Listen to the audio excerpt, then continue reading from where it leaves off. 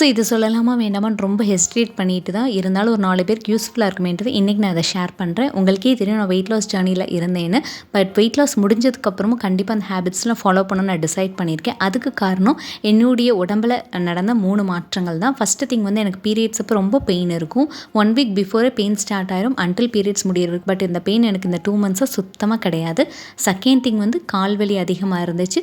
Third thing வந்து பார்த்திங்கன்னா back pain, அந்த சி செக்ஷன் அப்போ இன்ஜெக்ஷன் போடுவாங்களா அந்த இடத்துல பெயின் அதிகமாக இருந்துச்சு. இந்த 3மே என் பாடியை விட்டு போயிடுச்சுங்க இந்த ஹெல்தி லைஃப் ஸ்டைலுக்குள்ளே நான் என்ட்ரானதுனால.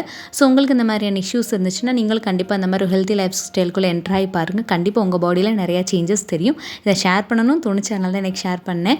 மஹின் ஸ்கூலில் வந்து பார்த்திங்கன்னா இன்றைக்கி ஓணம் செலிப்ரேஷன் பண்ணுறாங்க. அதனால் ட்ரெடிஷ்னல் ட்ரெஸ்ஸில் வர சொன்னாங்க. அவன்கிட்ட ட்ரெடிஷ்னல் ட்ரெஸ் இல்லை. ஸோ அதனால தான் அவனுக்கு பிடிச்ச மாதிரி ட்ரெஸ்ஸை போட்டுவிட்டு கம்ஃபர்ட்டாக அவனை வந்து அனுப்பிச்சாச்சு.